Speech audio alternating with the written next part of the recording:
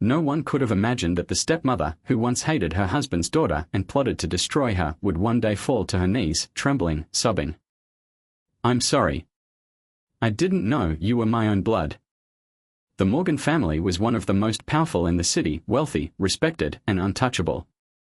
After the tragic death of his first wife, billionaire Charles Morgan married a stunning woman named Vivian, graceful, sharp-witted, and dangerously poised behind her sweet smile. Then came Lena, Charles's daughter from his first marriage. At only 6 years old, she entered a house full of luxury, but utterly void of warmth. Vivian never hit her.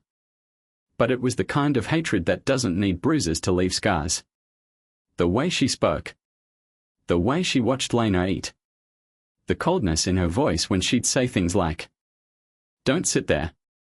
That chair was ordered for my son. Change that dress. You look like you came from the streets. You're not my child." When Ryan was born, Vivian's biological son, everything changed. Lena faded further into the background, like a shadow in her own home. Forgotten. Rejected. Unloved. When Lena turned 17, tragedy struck again. Charles was in a near-fatal car accident and fell into a coma. Vivian wasted no time. She seized full control of the family's wealth. And the very next day, without shame or hesitation, she threw Lena out of the house. It was raining. All Lena had was a small duffel bag, a crumpled photo of her parents, and silence. She didn't beg. She didn't scream. She just stood under the storm, stared at the mansion for one last time, and walked away. Vivian watched from the top floor, holding baby Ryan in her arms. Her lips curled into a slight smile. She thought she'd won. That her son would now have the entire Morgan fortune to himself. But what Vivian didn't know was that fate had just started writing its revenge. 7 years passed. And Lena returned. No longer a helpless teenager, but a poised, intelligent woman under a new name, Claire Bennett. She didn't come back for the mansion. She didn't come back for pity. She came back to expose the woman who destroyed her life. But as she got closer to Vivian, strange things began to surface. Fragments of memories. A matching birthmark. A necklace identical to the one her birth mother had once given her. And then, one late night, while digging through an old storage room Vivian had always forbidden the maids to enter, Claire found a wooden box. Inside, an envelope, aged, yellowed, sealed with a name written in cursive. She opened it with trembling hands. It was a DNA test, dated nearly 20 years ago. Mother's name, Vivian Reynolds. Child tested, Lena Morgan. Result. Biological relationship mother and daughter, 99.99% match. Claire nearly dropped the paper. The world spun. Vivian, the woman who cast her out, who saw her as nothing but a threat, was her biological mother. Claire couldn't breathe. The paper slipped from her hands and floated to the floor. She stared down at it like it might vanish. Like it had to be a mistake. Vivian? Her mother? No. It couldn't be. It shouldn't be. Her real mother died in childbirth, or so she was told. Her father, Charles, had said it himself when she was a child, holding her close while she cried. But the necklace, the matching birthmark, the way Vivian had always reacted strangely when Claire cried as a child, cold, but not indifferent. Like it stirred something inside her she didn't understand. Claire dropped to her knees in the dust of the storage room, heart pounding like thunder in her chest. Why? Why would Vivian abandon her? Why hide it? And if she really was her daughter, why hate her so much? The next morning, Claire stood outside the Morgan estate, her former home. The sun had barely risen. Dew clung to the iron gate like tiny drops of truth waiting to be shaken loose. She pressed the buzzer. A maid answered. Claire kept her voice calm. "Tell Mrs. Morgan I'm here. She'll want to see me." The wait was long. Painfully long.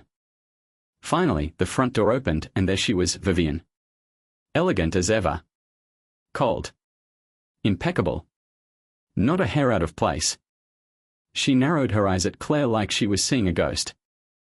"I don't remember inviting you." Claire held up the envelope. Vivian's eyes locked onto it. For the first time, her expression cracked, only slightly, but enough. Claire's voice was steady. You lied to me for 17 years. And then you threw me out like garbage. I think it's time we talked. Mother. Vivian froze. Not because of the word, but because of the certainty behind it. Inside, the atmosphere was ice. They sat across from each other in the living room, Claire gripping the DNA test. Vivian pretending to sip tea she hadn't touched. You knew all along, Claire whispered.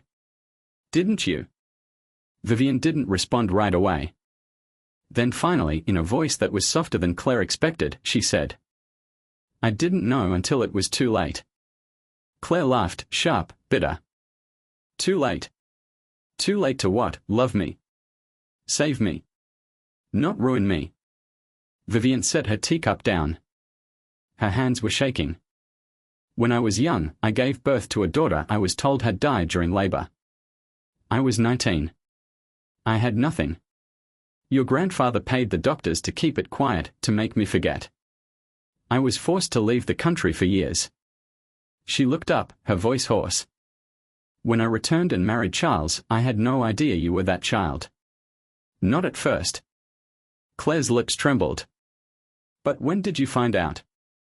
Vivian's eyes brimmed with something, regret. Guilt. Or something colder. The day I sent you away. Claire stood. Her whole body was on fire. You knew.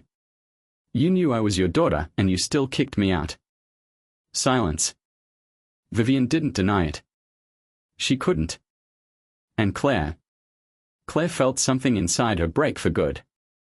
Outside the mansion, Claire walked away, her face blank. A car was waiting at the curb. She opened the door, got in, and sat wordlessly. The man in the driver's seat turned to her. He was about 40, clean-shaven, with intelligent eyes. This was Dr. Lucas Kim, a geneticist and the one who had helped her track the test. He asked quietly. Did she confirm it? Claire nodded, barely. Lucas handed her another folder. This isn't over. I did some digging, like you asked. There's more going on in that house than a DNA test. Claire looked out the window. Her voice was quiet. Good. Because I'm not done yet. That night, Claire couldn't sleep. She stared at the ceiling of her apartment, the city lights casting pale lines across her face. Her body was still. But her mind, it was a war zone. Her mother had known. Vivian had known who she was and still turned her away. There were no words for that kind of cruelty. No apology could undo it. But now, the question wasn't why Vivian had done it. It was what else was she hiding? The next morning, Claire met with Dr. Lucas Kim again, this time at a quiet cafe in the old district. He looked tired, tense, and a little afraid. He slid a file across the table. I traced the hospital records from 25 years ago. The day you were born. Claire opened the file. What she saw made her stomach twist. Her birth certificate, sealed. The hospital's original records, tampered. Her name was there, but her file had been marked as deceased. Lucas leaned in. The baby declared dead that day wasn't you. The nurse on duty resigned mysteriously. There's reason to believe someone paid the hospital to fake the death and give you away. Claire's hands trembled. Everything she believed about her birth was a lie. And now it wasn't just a story of a jealous stepmother. It was a cover-up. A stolen child. A buried truth. And a woman, Vivian, who may have been both victim and monster. Claire's voice was low. How do I prove it? Lucas slid one more paper forward. It was a name. The nurse. Her name's Madeline Wu. She lives upstate. If anyone knows the truth, it's her. Claire nodded. Then we find her. Meanwhile, back at the Morgan estate, Vivian was pacing. She hadn't slept. Her mind was tangled in memories, some she tried to forget, others that haunted her every time she closed her eyes.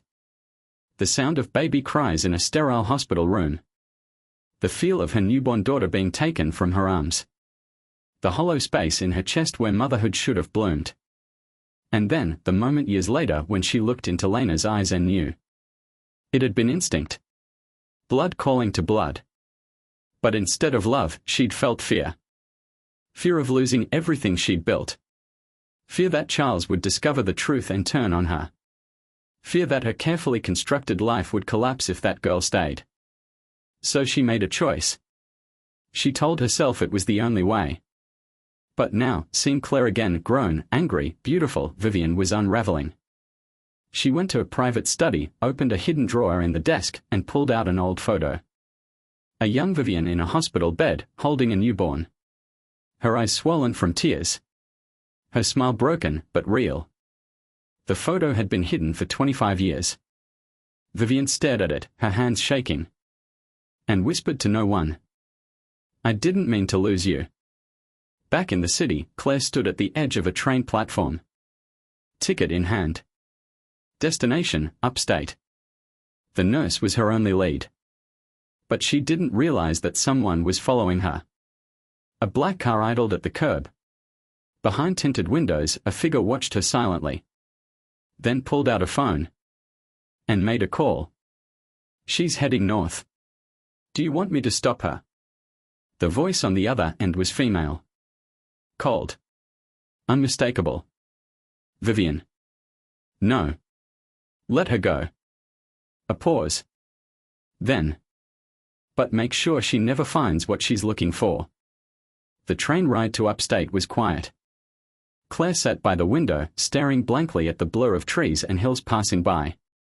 Her thoughts were louder than the wheels beneath her, memories of cold stares, hollow birthdays, and unanswered cries in the night. She had spent her entire childhood thinking she was unloved. But now she knew the truth. She wasn't unwanted, she was stolen.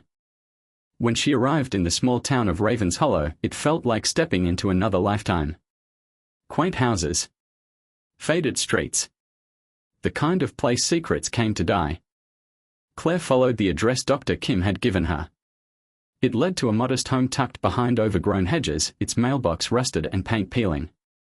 She knocked 3 times.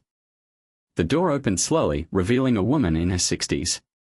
Wispy grey hair, sharp eyes. Tired but alert. "Yes?" Claire took a breath. "Are you Madeline Wu?"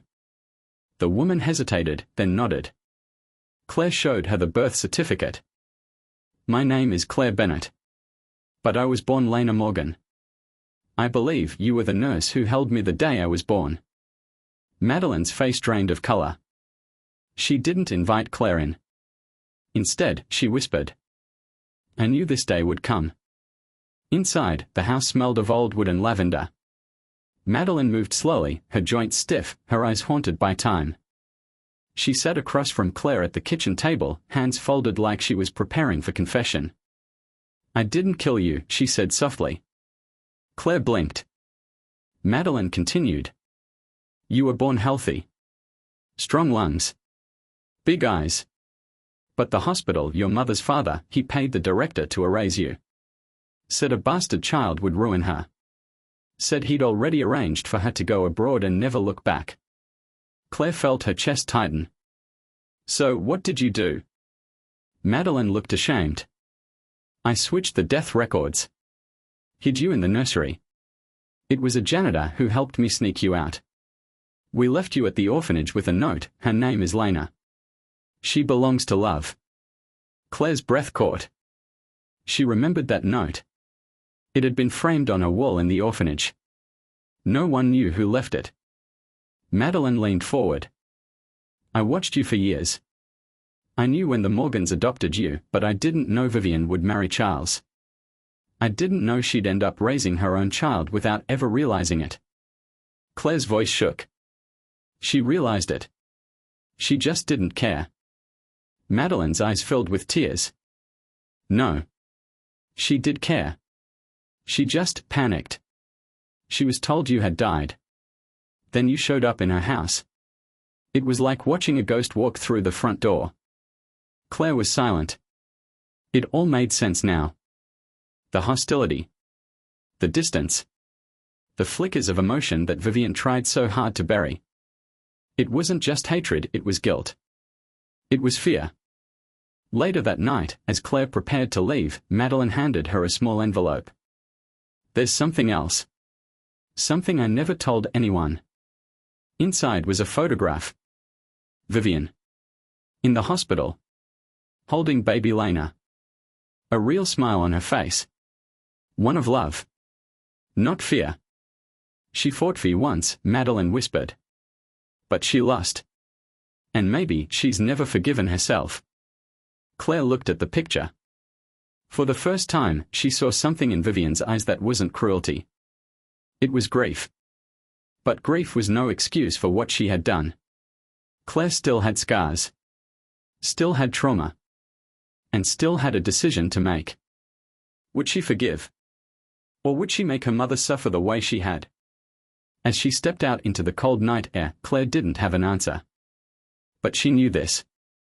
The truth changed everything. And now, it was Vivian's turn to face it. Claire returned to the city before dawn. Her hands were frozen from the walk, but her mind was burning. Everything she had believed, every cruel word, every cold glance from Vivian, had new meaning now. Vivian wasn't just a villain. She was a coward. A mother who'd once tried to save her daughter, only to later destroy her out of fear.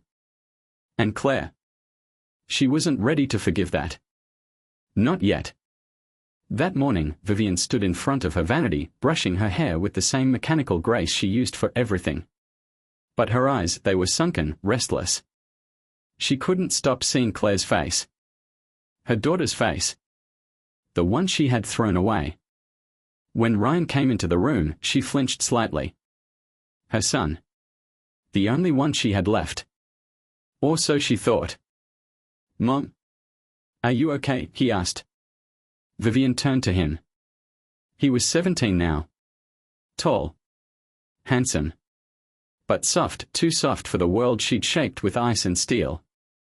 "I'm fine, sweetheart," she lied. "Just tired." But Ryan knew something was wrong. Everyone did. The house had gone quiet since Claire's return. The maids whispered. The tension in the air was thick. And somewhere deep in his chest, Ryan felt something twist. Meanwhile, Claire met with Dr. Lucas Kim again, this time not to look into the past, but to look ahead.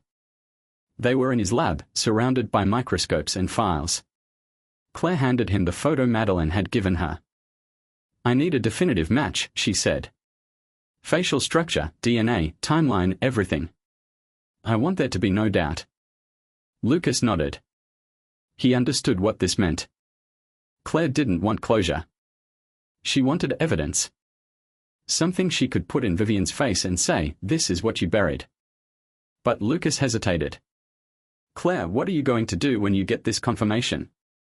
Her answer was simple. "Whatever hurts her most." Vivian met with her lawyer that afternoon. Her estate, her trust, her will, it was all on the table. "If something were to happen to me," she said coldly, "everything goes to Ryan." The lawyer nodded, confused. "And Claire Morgan?" he asked. Vivian's jaw tightened. "She doesn't exist." She could pretend all she wanted. Rewrite documents. Erase names. But truth didn't stay buried forever. And that night, Vivian got a call. It wasn't from Claire. It wasn't from Lucas. It was from a blocked number. A distorted voice whispered. "Your daughter knows. The real one." Then it hung up. Vivian stood in the darkness of her study, heart racing. Her past was coming for her. And this time, it had a face. Across town, Claire stood on the rooftop of her apartment building, the city lights reflecting in her eyes. She held a lighter in one hand and a letter in the other. A letter she had written to Vivian when she was 10 years old. Back when she still thought maybe, one day, her stepmother would come to love her. She never sent it. But now, she watched it burn. She wasn't that girl anymore. She wasn't a lost child. She was a storm. And Vivian had no idea what was coming. It was raining. Not the soft kind of rain that soothes the soul, but a cold, relentless downpour, like the sky was trying to drown the city in its own guilt. Vivian sat in her car outside an old building on the edge of town. She had no umbrella, no coat. Her hands trembled on the steering wheel. She had received another letter. No return address. Just one line inside, typed in bold. You left me in the storm once. Now it's your turn to stand in it. She didn't need a signature to know who it was from. Claire. Or rather, Lena. The daughter she had erased. The daughter she had betrayed. Claire watched from the rooftop of a nearby building, shielded under the overhang of a broken sign. She didn't smile. Didn't cry. She simply watched. It wasn't about revenge, not really. It was about seeing her mother stripped of control. Feeling the weight of power shift back into her hands. Lucas had texted her the confirmation an hour earlier. 100% maternal match. All evidence verified. Do what you need to do. She had what she needed. Now it was just a matter of how far she was willing to go. Back at the Morgan estate, Ryan stood outside Vivian's study, listening. He'd overheard too much already. The phone calls. The lawyer meeting. And now, his mother sobbing behind a locked door. He knocked, gently. Mom? No answer. He pressed his ear closer and heard something he'd never heard before. Regret. Vivian was whispering to herself, broken fragments of sentences. I didn't know. I didn't mean. She wasn't supposed to come back. Ryan stepped back, shaken. What had his mother done? The next morning, Claire sent a package to the Morgan mansion. Inside. A copy of the DNA test. The photo of Vivian holding baby Lena. And a note, handwritten, short and sharp. You lost your daughter twice. The first time wasn't your fault. The second time was a choice. Vivian opened the package alone in her bedroom. She didn't scream. She didn't faint. She just sat down. And wept. For the first time in 25 years, she let the grief come without fighting it. She had destroyed her own child out of fear. Then tried to bury the truth beneath diamonds and secrets. But the truth had claws. And it came back looking like the very child she once abandoned. Later that night, Claire returned to the orphanage where she had spent her early years. The halls were smaller than she remembered. The wallpaper was peeling. But the smell, the warmth, it was still there. An old caretaker recognized her instantly. Lena, she said, eyes wide. Claire smiled faintly. Not anymore. But yes, it's me. The woman embraced her like no time had passed. In that hug, Claire felt something she hadn't in years. Not power. Not vengeance. Belonging. And suddenly, for a brief moment, she wasn't angry.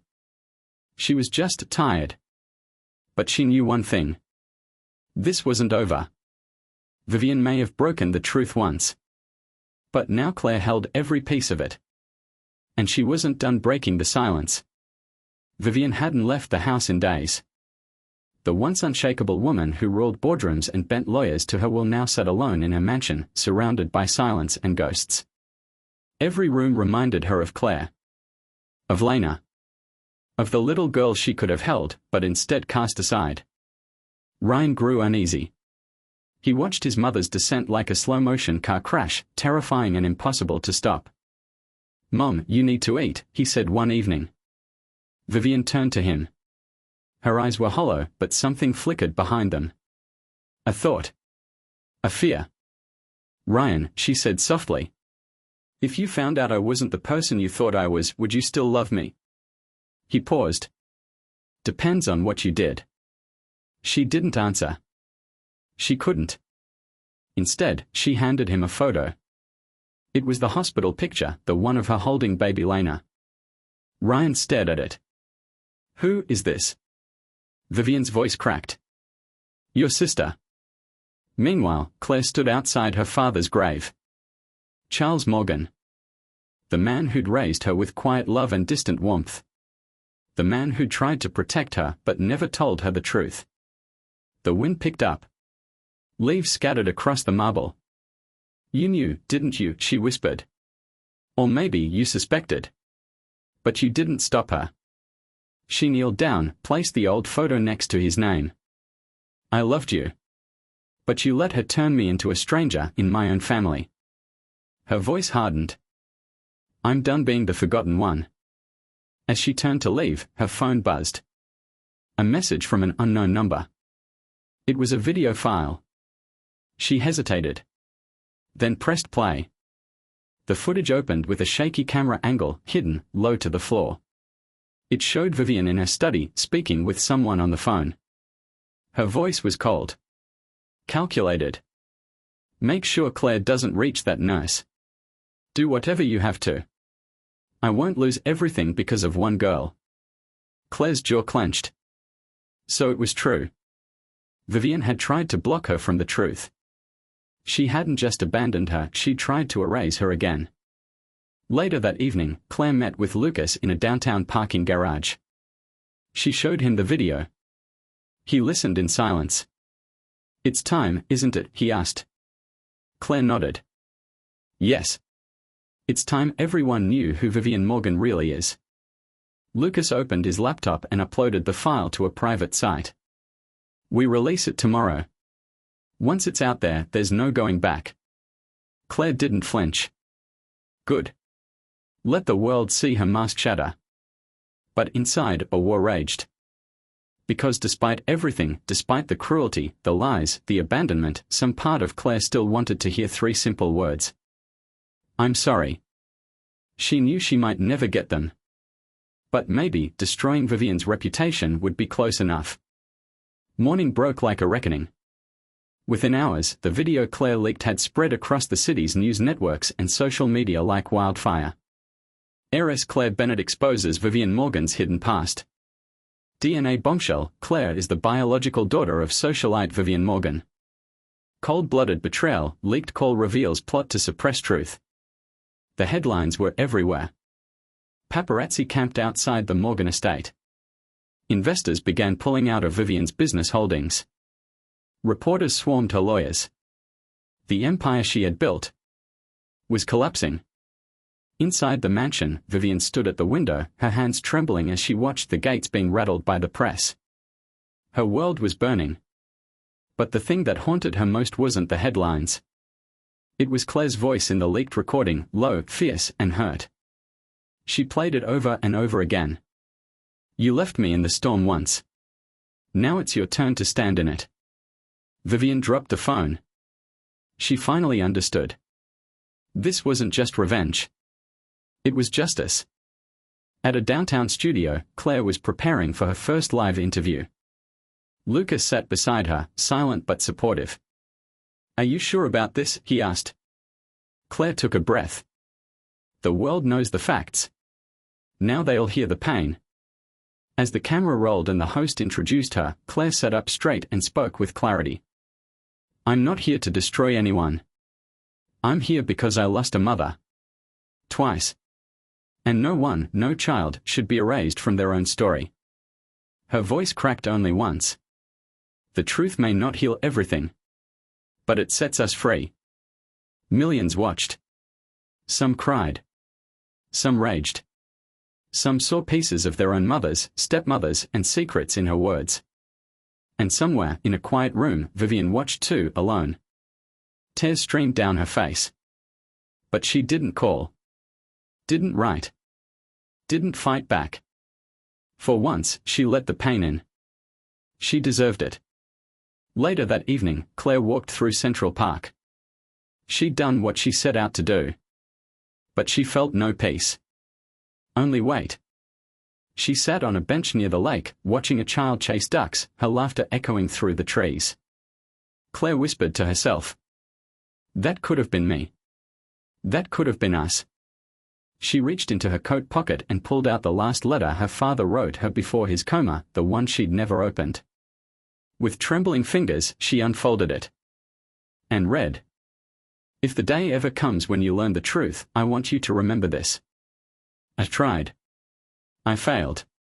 But I never stopped loving you.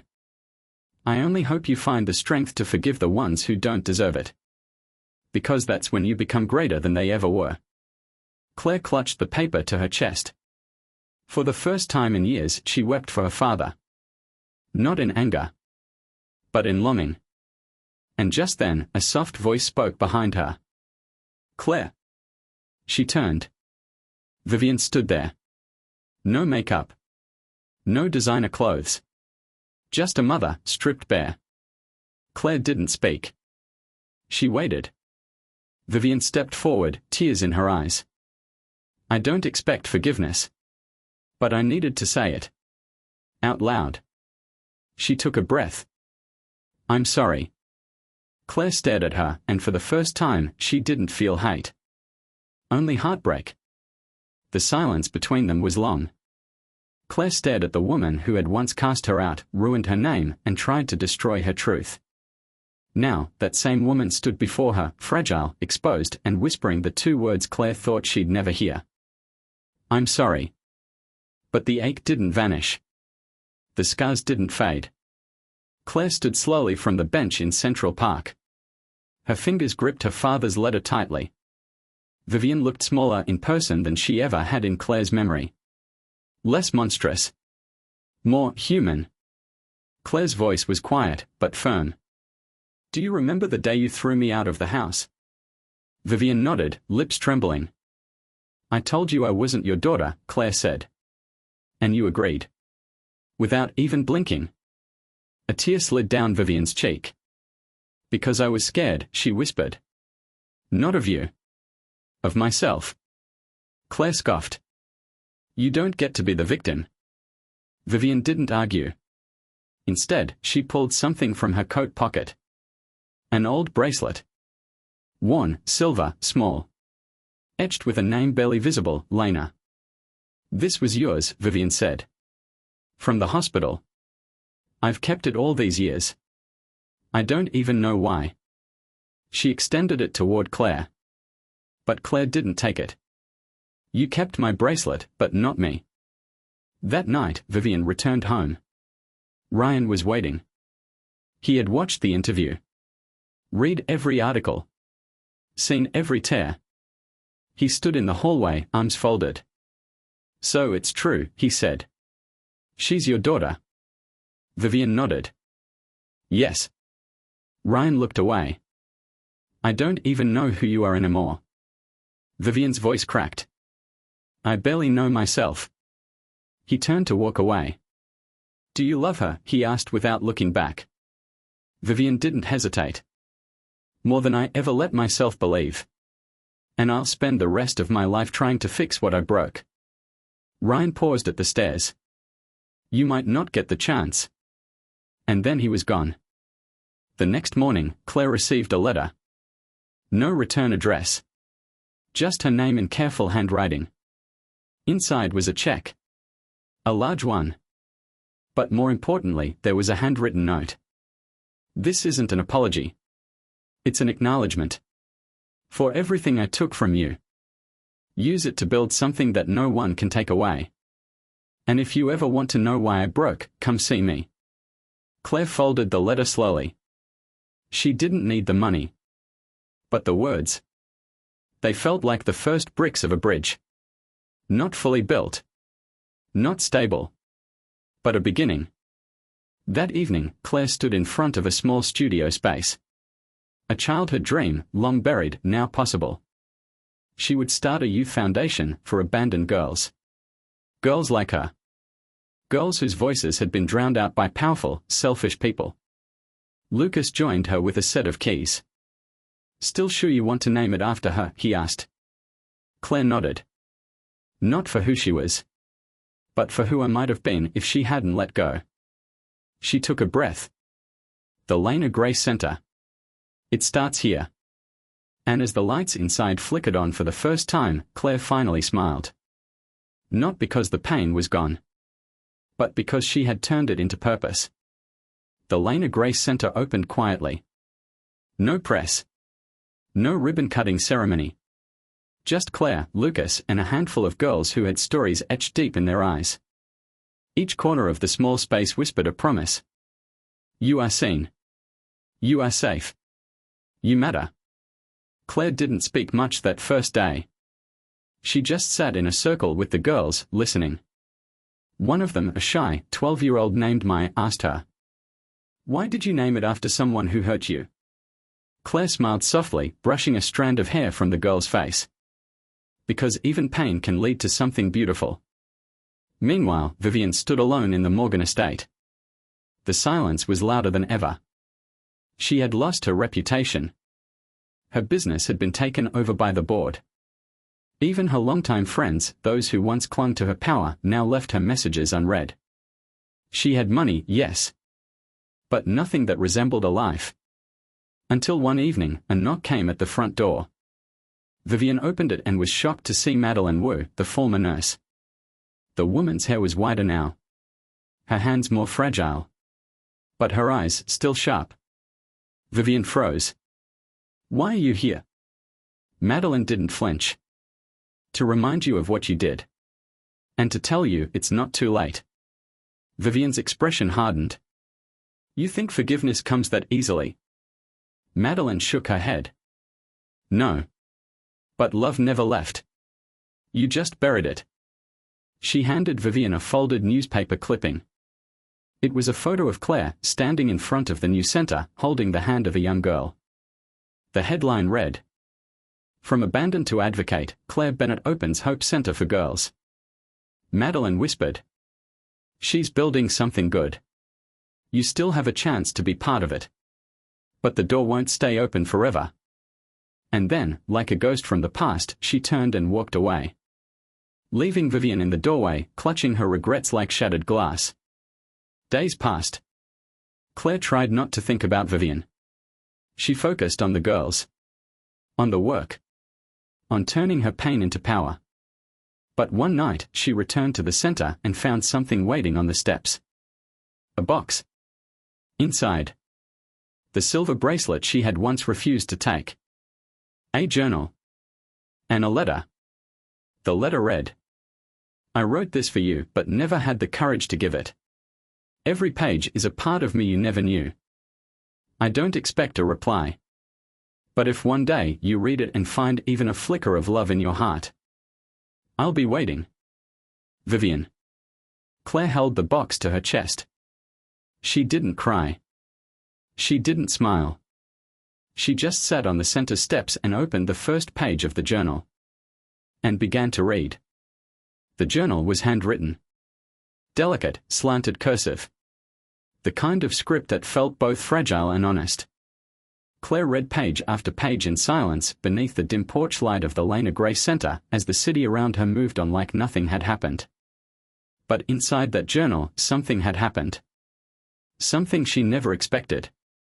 Vivian had poured her truth into ink. Not the cruel version Claire had grown up fearing, but the scared, silenced girl trapped inside the woman she had become. "I was 15 when they told me I couldn't keep you.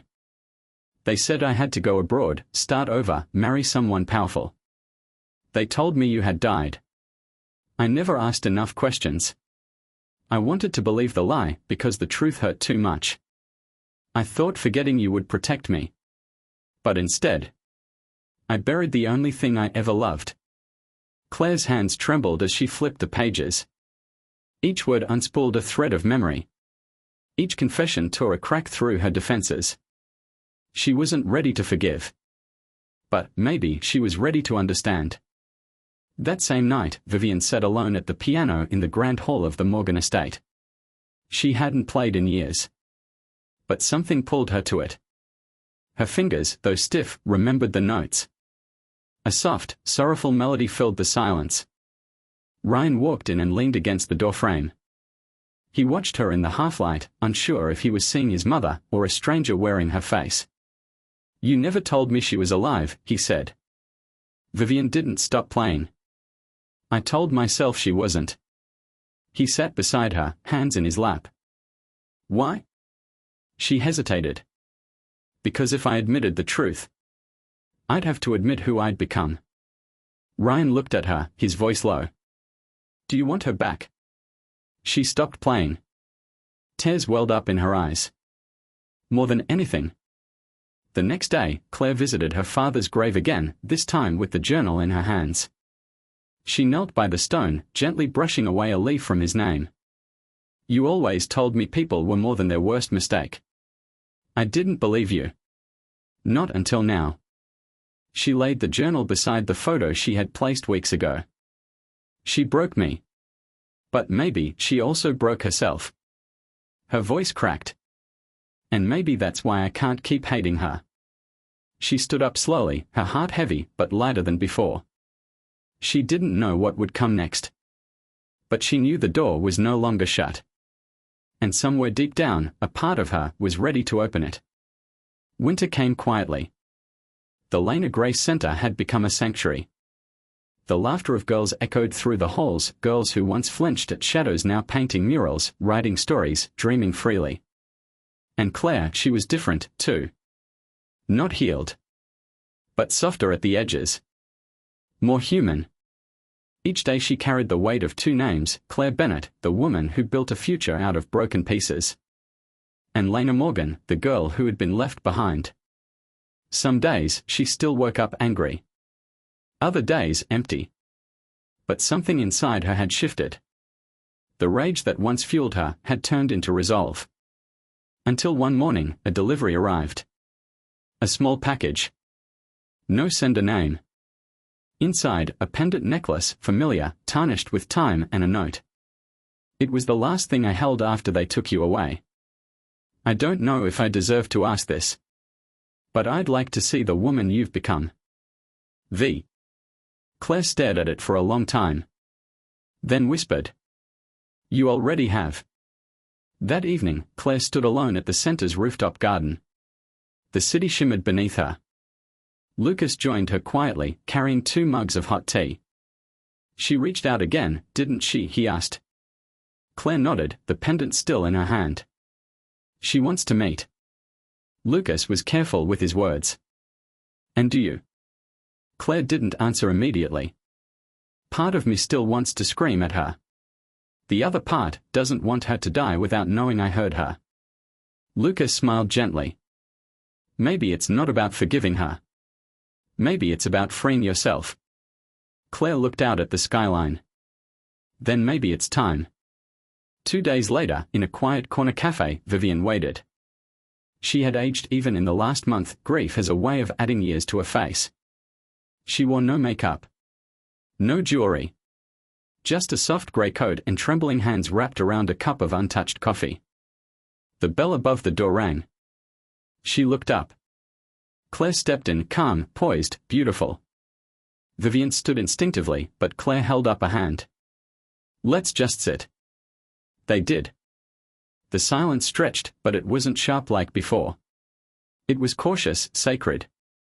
Vivian reached into a bag and pulled out a small photograph. A black and white ultrasound. You were real to me from the moment I heard your heartbeat. I wanted to run. To fight. But I was 15. And I didn't know how to be brave. Claire took the photo, fingers brushing the edge. She didn't cry. But her voice softened. And I was 5 when I realized you hated me. Vivian's eyes filled. I didn't hate you. I hated myself for recognizing you. Claire set the photo down. You hurt me. Every day I was in your house felt like punishment for existing. Vivian nodded. And I'll carry that forever. A beat passed. Then Claire whispered. But I'm tired of carrying it, too. Vivian looked up, breath caught in her throat. What does that mean?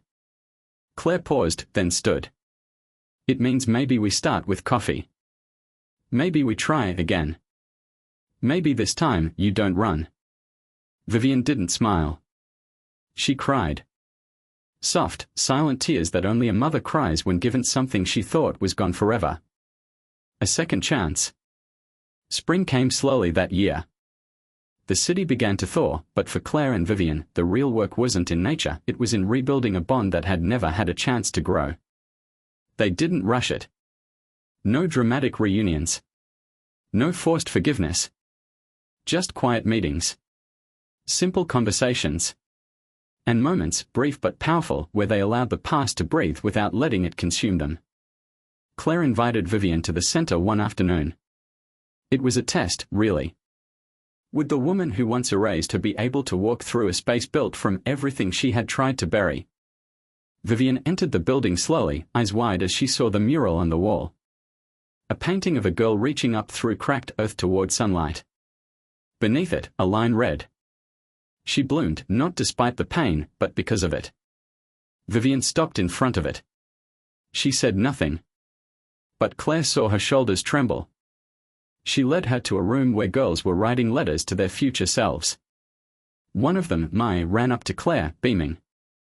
"I told you I'd finish it today." Claire smiled and hugged her gently. Vivian watched the exchange from a distance, something tightening in her chest. That could have been her and Lena. All those years wasted. But now she saw what Lena had become. Not a victim. A survivor. A leader. A builder of hope. That night, Claire sat in her apartment, reading the last pages of Vivian's journal. The final entry read, "If you're reading this, then maybe I did something right. I can't rewrite the past. But I can sit in its truth, even when it burns. I don't expect to be your mother. I just hope, one day, you'll look at me and see someone trying." Claire closed the book and placed it gently on the shelf beside her father's letters. She turned off the lamp and looked out the window. The city lights flickered like stars scattered across concrete. And for the first time in a long, long while, she didn't feel alone. Months passed. The Lena Grace Center expanded. More girls found safety in its walls. And Claire. She began smiling more easily. Not because the pain disappeared, but because she was no longer defined by it. Vivian attended the next foundation gala not as the center of attention, but as a quiet donor sitting at the back. At the end of the night, Claire took the stage. Her voice was calm. Strong. "People ask me what this center means to me. And the answer is simple. It's where broken pieces become something whole again. It's not just a place. It's a beginning." She paused, scanning the room, until her eyes met Vivian's. And for a moment, they just looked at each other. No masks. No grudges. Just two women who had survived each other. And were still learning how to love again.